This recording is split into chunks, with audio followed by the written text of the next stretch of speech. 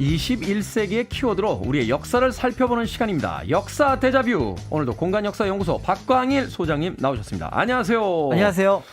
최근에 이 뉴스에 오르내리는 그 여러 사연들 중에 이 뉴스 유독 눈에 띕니다. 김포 장릉 인근에 짓고 있는 아파트가 논란인데 네. 문화재청은 왕릉 경관을 가린다는 이유로 공사 중단을 명령을 했고요. 입주 예정자들은 뭐 당연히 또 반발을 하고 있는데 정확히 어떤 문제입니까?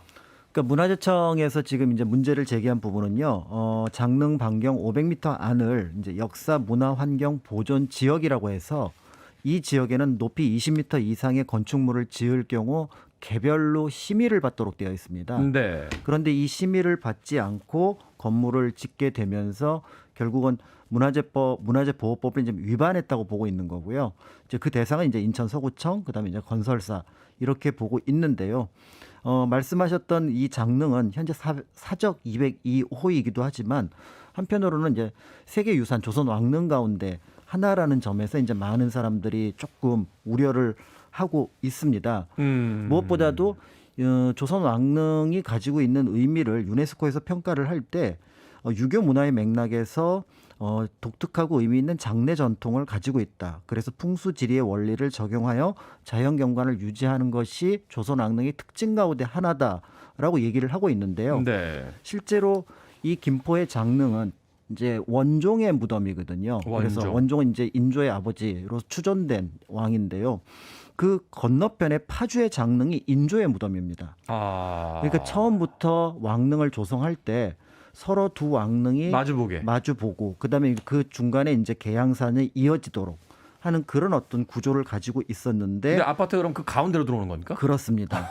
이제 그래서 실제로 이제 그 부분이 이제 세계 유산으로서 가치를 훼손할 가능성이 있다. 그리고 이제 얼마 전에 이제 그 국감장에서 문화재청장의 어떤 발언에 따르면은 자칫하면은 이 하나로 인해서 다른 조선왕릉 40기도 문화유산에서 해지되는 상황을 완전히 배제할 수는 없다라고 얘기를 했다는 점에서 그런 면에서 이제 이게 조금 문제. 그 다음에 이제 뉴스에 오르내리고 있다라고 보시면 될 것 같습니다. 이 유네스코 세계문화유산도 그 한 번 지정됐다고 영원히 가는 게 아니잖아요. 그렇습니다. 그래서 해외 사례도 보면 이렇게 갑자기 취소되고 뭐 경관이 바뀌면은 그 해지가 되는 네.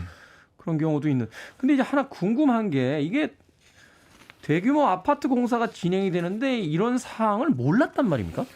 그래서 사실은 관련 업무를 보고 있는 분들은 조금 당황스럽다라는 표현을 합니다. 네. 대표적으로 서울 같은 경우는 지상의 건물을 지을 경우는 문제가 없지만 그때는 이제 고도만 보게 되지만 서울은 지하로 건물을 짓게 되면 무조건 문화재 검사를 합니다. 지하로 짓게 되면 높이하고 상관없이 땅을 파는 순간. 네. 그러니까 이제 아니 근데 건물을 올리려면 땅을 파야죠 당연히. 그러니까 이제 그런데 이제 건축과 관련한 공무원들이 가장 신경을 쓰는 게 바로 문화재 부분이거든요. 네. 그러니까 이제 그 부분을 염두에 두지 않았다라는 것이 사실은 이게 누락인지 때에 따라서는 고의적인 무시인지 굉장히 좀 의심스럽다. 그다음에 좀 그러네요. 걱정이 된다. 이렇게 이제 평가를 하는 부분이 있는 거죠. 일단 밀어붙여 놓으면 어떻게 되겠지라고 생각했던 건 아닌가. 이제 그런 부분도 배제할 수 없다라는 게 이제 많은 분들의 시선이기도 합니다. 상식적으로 이해가 잘 안 가는 부분인데. 네. 자, 무덤과 건축물, 주변 자연물이 이제 조화를 이루는 게 이제 조선 왕조의 특징이자 이제 특별함이라고 지금 이야기를 해주셨거든요. 유네스코 세계문화유산에 등록된 이유가 있을 텐데 앞서 이야기하신 거에 조금 더 첨언해서 설명을 해주신다면. 조선 왕릉은 이제 모두 42기가 완벽하게 남아 있습니다. 그리고 이제 남한에 있는 40기가 세계유산으로 이제 모두 지정이 되어 있는데요. 그 배경 가운데 하나는 519년 동안 조선 왕조가 유지되는 동안 조선 왕릉이 모두 동일한 모습을 가지고 있다. 특히 이제 풍수지리의 원리, 그다음에 세속적 영역과 경건한 구역, 그러니까 신성 영역이 잘 구분되어 있는 이런 부분들은 보편적 탁월한 가치 이런 것들을 보여주고 있다라고 하는데요. 더 나아가서 그 왕릉의 어떤 환경, 배치, 구성이 한 번만 보더라도 금방 이해가 된다는 어떤 완전성. 그다음에 완결성, 완전성을 그러니까 말하자면 영화나 이제 뭐 책 이런 거 말 때 얘기하는 게 작품성이 이제 그렇습니다. 있다. 그리고 이제 조선 왕릉이 흥미롭게도 굉장히 도시에 가까운데도 도시 건물을 볼 수 없다라는 점이 이게 굉장히 중요한 의미로 이제 평가를 받았고요. 그 공간에 딱 들어가면 마치 그 안에 있는 것처럼 도시가 그렇습니다. 없고 조선 시대로 간 것 같은. 네, 그런. 숲이나 자연만 볼 수가 있는 그런 상황이고요. 그리고 이제 몇몇 곳이 약간의 문제가 있었지만 복원이 이루어졌다는 점에서 옛 모습을 찾아가려고 하는 진정성도 가지고 있다. 특히 조선 왕릉이라고 하는 게 능침 영역을 포함해서 이제 숲까지 포함하고 있는 부분이라는 점에서 그래서 네. 유네스코의 평가와 조선 왕실에 생각했던 어떤 왕릉의 영역이라고 하는 것들이 어느 정도 이제 서로 일치하는 부분들이 있다라고 보시면 이제 그 유네스코 유산의 세계유산의 가치를 짐작하실 수 있을 것 같습니다. 그 얘기까지 듣고 나니까 조금 더 의심되는데요. 이거 분양할 때 그렇게 이야기하지 않았겠습니까? 왕릉 뷰라고. 그런 부분도 없지 않아 있을 것 같습니다. 그러니까요. 네네네. 약간 좀 뭐가 석연치가 않은데. 자, 왕릉 주변에 숲을 두는 걸 중요하게 생각한 이유가 있었을 것 같아요. 네, 왕릉으로 접근하는 데 있어서 풍수지리가 중요하고요. 풍수지리라고 하는 건 주변의 환경을 굉장히 중요하게 생각을 합니다. 그래서 그렇죠. 왕릉 자체의 조그만 공간만 꾸미는 것이 아니라 거기에 접근하는 진입로까지도 왕릉의 영역으로 봤던 거죠. 그래서 이제 나중에 이제 그 왕릉으로 평가를 받지만 당시는 이제 세자의 무덤이었던 사도세자의 무덤에 대해서 이제 정조는 이 아버지의 공간을 굉장히 꾸며서 1797년에는 이제 실록에 정확하게 기록이 남아 있는데 54,794그루의 나무를 심었다. 근데 이게 한 번이 아니라 이런 정도의 비율로 여러 번 나무를 심었었거든요. 18세기에 이미 5만 그루 이상의 나무를 심었다. 그렇습니다. 그러니까 더 나아가서 그 식재하는 품목도 굉장히 그러니까 그 종목도 굉장히 정리를 하는데 가까운 쪽은 소나무, 그다음에 멀리는 참나무를 심는데요. 네. 그 참나무가 이제 백성들이 필요할 때 구황작물로 쓸 수 있는 도토리나 상수리가 있기 때문에 이제 이런 것들도 필요하다라는 점을 볼 수가 있고요. 그래서 하늘에서 보면은 기본적으로 숲의 바다 안에 능침 영역이라고 하는 예를 들어 이제 정자각이 있고 능침 영역이 있는 그 부분만 잔디로 되어 있거든요. 네. 그러니까 이게 마치 외국 사람들이 보면은 정원 같아. 그러니까 그러네요. 영원히 머무는 신의 정원이라는 표현을 조선 왕릉에 적용을 해서 표현을 하고 있습니다. 예전에 이제 주변에 좀 살림이 더 울창했을 때는 약간 비밀의 숲처럼 그렇습니다. 숲을 지나서 딱 들어가면 갑자기 숲 한가운데 정원이 나오는 것처럼 개방된 공간이 확 나오면서 어떤 신성함을 부여하는 그런 의미를 포함해서 이제 조선 왕릉의 영역을 조성을 했던 거죠. 인공적이긴 합니다만 자연적인 미를 가지고 그 나무의 종류를 가지고도 또 지역을 나누고 네, 그렇습니다. 말하자면 섹션을 구분한 네네네. 어떤 대단하네요. 자, 일제 강점기 도시 개발 뭐 지금까지 굉장히 많은 어떤 역사적인 변곡점들이 있었는데 그때도 이 왕릉이 훼손 위기에 좀 놓이지 않았겠습니까? 맞습니다. 그래서 실제로 이제 유네스코에서도 조선 왕릉을 조사를 할 때 굉장히 이제 다양하게 여러 영역의 조선 왕릉들이 잘 남아 있는데 몇몇 지역은 안타깝게도 이미 우리가 이제 손을 댈 수 없는 상황으로 훼손이 되었고 다만 그거를 복원하기 위해서 많은 노력을 기울였다라고 얘기를 하고 있는데 대표적인 게 강남에 있는 선정릉입니다. 선정릉이요. 네, 선정릉이 이제 그 성종과 정현왕후 그다음에 중종의 무덤을 가리키는데요. 그러니까 선릉과 정릉을 합쳐서 부르는 말인데 이 왕릉은 실제로 능침 부분만 남아 있고 숲이 거의 남아 있지 않는. 다행히 선릉과 정릉 사이에 숲만 남아 있지 그 옆이 뻥 뚫려 있어서 사실은 찻길로 이렇게 지나가다 보면은 바로 성종의 무덤이나 중종의 무덤을 볼 수가 있는 정도가 됐거든요. 그렇죠. 그런데 이 정도가 아니라 실제로 조선 왕릉 전체를 보게 되면 잘 남아있다고 하는 윤건릉 같은 경우도 원래 영역의 10% 정도밖에 안 됩니다. 그러니까 이제 개발에 의해서 도로가 놓이고 또 민간의 어떤 집들이 들어오고 하면서 이런 부분들이 이제 침식이 됐는데 유네스코에서 이제 선정릉을 이제 그 꼭 언급한 이유는 바로 뭐냐면 이 상황은 우리가 보더라도 지금 현재는 어쩔 수가 없을 것 같다. 네. 다만 이런 상황을 염두에 두고 다른 왕릉이 이렇게 되지 않도록 좀 유의했으면 좋겠다라는 의미로 그 부분을 콕 집어서 언급을 한 부분이 있었던 거죠. 그렇군요. 예전에 누가 이태리 여행 갔다 와서 그런 얘기 하더라고요. 건축 허가받기 제일 힘든 나라가 바로 그 이태리인데. 근데 상대적으로 또 그런 어려운 건축 허가 때문에 보존되고 있는 그 문화유산들이 후손들에게 그 대대손손 먹거리로서의 역할도 충분히 해주고 있다. 관광도시로서의. 네. 지금 당장의 어떤 그 소수의 어떤 편익이 또 여러 가지 문제와 복잡하게 얽혀 있는 듯한 그런 생각이 드는군요. 자, 앞서 선정릉이 축소된 안타까운 사례 소개를 해주셨는데 조선 왕릉이 훼손된 사례 뭐 끝도 없이 있죠. 조선 왕릉이 훼손된 사례를 사실은 딱 두 건만 선정릉과 이 왕릉에 대해서만 유네스코가 이제 약간 언급을 하고 넘어갔는데요. 네. 바로 성북구 석관동에 있는 의릉입니다. 의릉. 네, 경종과 이제 선의왕후의 이제 무덤인데요.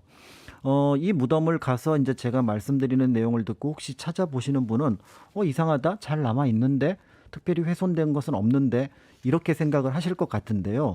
사실은 이 모습은 복원된 모습이고 얼마 전까지만 하더라도 전혀 다른 모습이었고 심지어는 1970년대에는 이 근처에 들어가지도 못했습니다. 왕릉 근처에. 네, 바로 여기에 중앙정보부가 있었기 때문이죠. 나는 새도 떨어뜨린다고 했던 바로 그 중앙정보부. 그렇습니다. 근데 보통 중앙정보부 하면은 남산을 떠올리지 않습니까? 예전에 그 우스갯소리로 어디서 오셨습니까? 그러면 남산 쪽으로 이렇게 쳐다보면서 저기서 왔습니다. 이러면은 다 통과가 되던 시기도 그쵸. 있었다고 하던데. 네, 그래서 얼마 전에 나온 영화도 뭐 남산의 부장 뭐 이런 남산의 식으로 부장들 있었죠. 이름을 네. 붙이기도 했는데요. 사실은 이제 1962년에 처음에 중앙정보부가 생길 때는 중심지가 지금 말씀드렸던 석관동이었습니다. 이제 보통 그 정문으로 들어가려면 이문동 쪽으로 지나가야 되기 때문에 보통 이문동 청사라고 더 많이 알려져 있는 곳인데요. 그 김종필 중앙정보부장 시절이 바로 여기서 시작이 네, 됐죠. 처음에 이제 시작을 여기서 했던 거고요. 무엇보다도 이제 그 중앙정보부가 남산으로 알려지게 된 건 1970년대에 국내 파트, 국외 파트로 나뉠 때 국내 파트가 남산에 자리를 잡습니다. 네. 근데 이제 정보부가 사실은 국외에 힘을 써야 되는데 국내 정치에 더 관여를 하게 되면서 이 석관동의 본청보다는 이 남산 쪽이 훨씬 더 관심을 많이 갖게 되면서 아까 말씀하셨던 것처럼 이제 중앙정보부 하면은 남산을 이제 떠올리게 된 건데요. 네. 문제는 이제 처음에 어쨌든 넓은 규모로 이 중앙정보부가 여기에 청사를 짓게 되는데 그 영역을 굳이 의릉 영역을 장악을 하고 했던 겁니다. 왜 그러니까 그랬을까요? 서울에서 넓은 공간을 가지고 있고 그다음에 비교적 풍광도 좋고 접근도 좋은 곳. 그게 왕릉이었던 거예요. 네. 그러니까 지금으로서는 상상도 할 수 없는 영역인데 여기에 이제 건물을 짓고 그다음에 운동장을 짓고 또 강당도 짓고 그래서 실제로 예전에 이제 모습들을 여기 사진을 찍어 놓은 걸 보면은 왕릉 앞에 그러니까 지금 정자각이라고 이제 제례를 지내는 그 공간 앞에 연못을 파고 네. 그 연못을 가로지르는 다리를 놓고 이렇게 그러니까 말 그대로 왕릉을 하나의 정원 공간처럼 그러니까 시내의 정원인데 정보부의 정원이 된 그 공간이 바로 이제 의릉이었던 거죠. 모두의 문화재가 아니라 어떤 특정 기관이 독점한 그냥 그렇죠. 그런 공간이라고. 더 나아가서 이제 아까 말씀드렸던 1970년대에는 이 공간은 중앙정보부가 있는 곳이니 일반인은 아예 접근 자체가 불가능해서 사실은 전문가가 아니라면은 그러니까 왕릉에 관련된 내용을 알고 있는 분이 아니라면 저게 뭐가 있는지도 모르는 그런 상황으로 의릉이 이제 한동안 남아있게 되었다가 이제 중앙정보부가 이제 이전을 하게 됩니다. 이전을 하게 되면서 이제 그 원모습이 이제 보여지게 됐는데요. 사실 이제 그 건물 중에 상당 부분을 지금 이제 한예종이 이제 쓰기도 했었다가 이제 그것도 일부 이제 옮겨가고 있고 7사 남북 공동 성명을 이제 발표했던 강당도 역시 이 석관동 청사에 있었던 강당이었는데 그 강당은 이제 등록 문화재로 돼서 지금 현재는 의론과 함께 이제 살펴볼 수 있게 그렇게 되었던 거죠. 그렇군요. 아직까지 완전한 복원이 이루어진 건 아니고. 거의 이제 복원이 이루어졌는데 사실은 이 건물까지 없앴느냐라는 문제에 대해서는 약간 논의가 있었던 것 같고요. 사실 어떻게 생각해 보면 그게 애매한 게요. 네. 그 원래 왕릉을 없애서 이제 70년대 그걸 만들었는데 60년대 그걸 만들었는데 그게 또 이제 시간이 지나가게 되면 그것도 역사의 또 어떤 건물이 되는 거잖아요. 그렇죠. 그래서 이 석관동 청사에 딸려 있는 이 그 중앙정보부 강당 같은 경우가 7사 남북 공동 성명을 이우락 부장이 발표했던 현장입니다. 나름 역사적인 공간인데요. 네, 그러면. 그래서 실제로 여기가 이제 현대사를 살펴보기 위해서는 굉장히 중요한 공간이라는 점에서 이제 이게 등록문화재로 지정이 되어 있고요. 그래서 지금은 이제 복원을 어떻게 했냐면은 정자각 앞으로 그러니까 이른바 그 왕릉에 들어갈 때 입구 정도, 그러니까 우리가 설릉 들어가는 그 느낌 정도로 지금 복원이 되어 있습니다. 그래서 네. 아까 말씀드렸던 것처럼 이제 설릉에 익숙하거나 좀 도심에 조금 좁은 영역을 가지고 있는 왕릉에 익숙하신 분들은 이 공간이 특별히 다르지 않다라고 느껴지지만 이제 중앙정보부 이전과 그다음에 이제 발굴, 복원 이런 것들을 통해서 지금의 모습을 이제 만들어졌다고 볼 수가 있고요. 그래서 이제 유네스코에서도 여기를 선정론과 더불어서 조금은 우리가 경계의 대상으로 삼아야 될 왕릉 중에 하나다라고 언급을 했습니다. 그리고 이제 사실은 더 나아가서 이제 이런 문제를 볼 때 만약에 이게 이제 문화재청장이 얘기했던 것처럼 세계유산에서 등재가 해제가 된다면 이제 네. 국내 문화재 어떤 역사에 관련해서도 큰 사건이 될 수 있지만 그렇죠. 사실은 지금 한국이 소프트 파워가 굉장히 강한 나라로 규모에 비해서 이제 알려지게 됐는데 자신의 역사에 대해서 이렇게 잘 지키지 못한다면 그 파장이 어떤 효과를 갖고 올지 어떤 악영향을 끼칠지는 사실은 짐작하기 어렵다는 점에서 굉장히 이제 조심스러운 부분이기도 합니다. 컨텐츠의 시대잖아요. 문화유산도 우리의 가장 그 자랑스러운 컨텐츠인데 네. 그것을 어떻게든 복원하고 잘 지켜내야겠다 하는 생각 다시 한번 해보게 됩니다. 역사대자뷰 오늘은 김포 장릉 아파트 사례를 통해 조선왕래의 특별함을 알아봤습니다. 공간역사연구소 박광일 소장님과 함께했습니다. 고맙습니다. 감사합니다.